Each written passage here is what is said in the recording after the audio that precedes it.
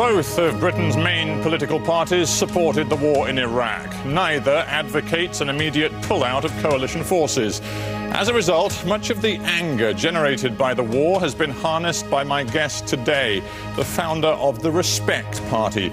He's been described as a man who glories in his ability to rub people up the wrong way faster than anyone else. But what really motivates Geoge Galloway?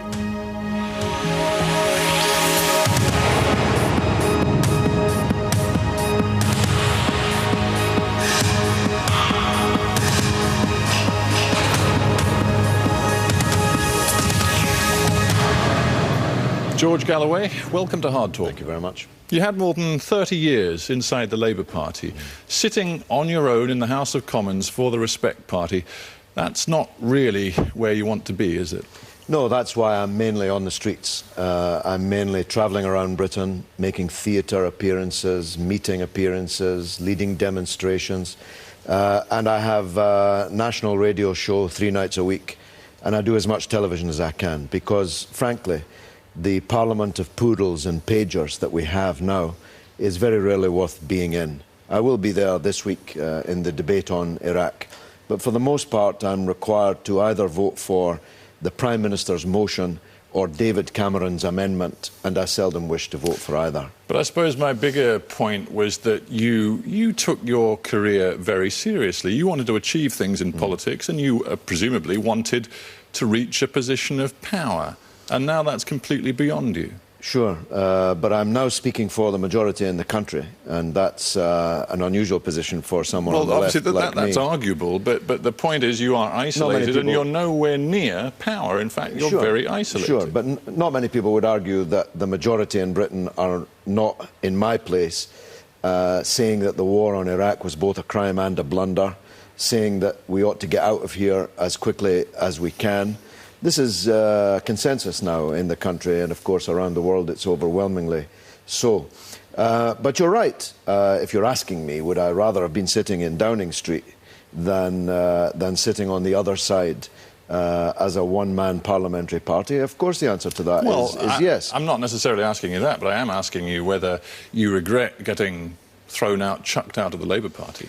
Well, in a sense, the alienation had begun much longer ago than that, really dating back to the election of Tony Blair, which I predicted in 1994, after the death of John Smith, would end in tears. And heaven knows that's another of my predictions that's turned out to be accurate. Mr. Blair is leaving the leadership of the Labour Party. If he's not in tears, most of the members of the Labour Party that remain are in tears. But it's true. I spent 36 years, in fact, in the Labour Party. It was like a stab to the heart to be expelled, but I picked myself up, dusted myself down and got back on the road. That's the only thing I can do.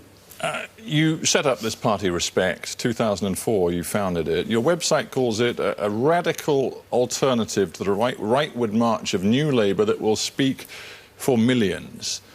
Isn't there a problem when that sort of rhetoric comes up against harsh reality and there appears to be such a mismatch? No, I think we are speaking for millions. We are the fastest growing... You've got one MP and, what, just over a dozen councillors in the entire country? Actually, we've got 20 councillors, which is a bit more than just over a dozen, and we've got one MP, and no party to the left of Labour has had an MP for 60 years. We've got a higher vote than any left-wing party in Britain's history, including the Communist Party at the height of its power, if you like, after the Second World War. We have the fastest growing student organisation, we've got the busiest website in Britain, and so on. So we are speaking for millions in this sense, that we are the ghost of Labour's past. We say the things Labour used to say, stand for the people Labour used to represent, and therefore we're haunting them. Now, it's true there's not a majority in Britain for old Labour politics, but there's millions in favour of old Labour politics, and we're seeking to represent them. Without getting too far into old Labour politics generally, let's stick with Iraq for the time being, because there is no denying you struck a chord and you brought out hundreds of thousands, I believe your own party says well over 1 million people onto the streets in 2003 to protest the war. But the problem for you is that 2 years after that, there was a general election. And 2/3 or more of the British public chose either the Labour Party or the Conservative Party, both of which support the war and want to see troops continue in one form or another to play a role in Iraq. So democracy has worked, people have spoken, and in the end, again, I come back to this same point, you're isolated. No, actually, the majority of people either didn't vote or voted for other than the two main parties.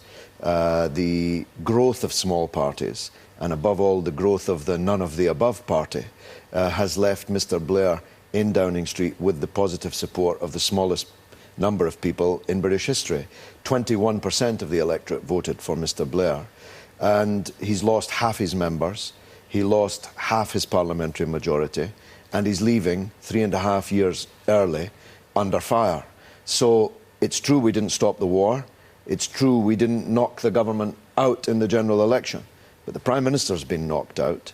The mainstream political parties and their system is pretty discredited. Nobody believes a word the government says.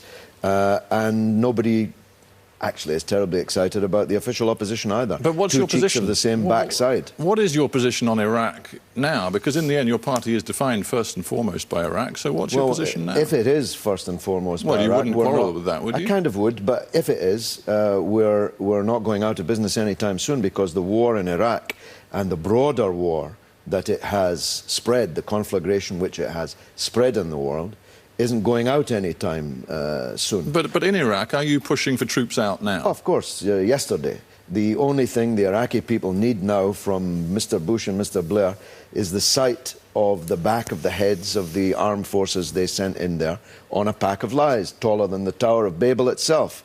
The idea that the people who caused this disaster have some role to play in sorting it out is discredited every day. Yesterday was the third heaviest rate of Allied casualties since the war began. This problem's getting worse, not better. And well over 3,000 Iraqis are dying every month, and many people on the ground who have no alliance to British or American policy believe that when those troops pull out, the killing of Iraqis by Iraqis will get much, much worse. Well, it's not true that many people believe that. More than 90% of the people of Iraq, according to the opinion polls taken under the noses of the occupation, say that they want the occupation to end.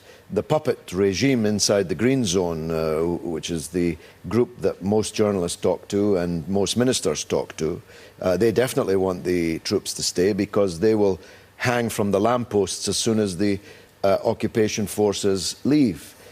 So the reality on the ground is that, as Major General Sir Richard Dannett told us,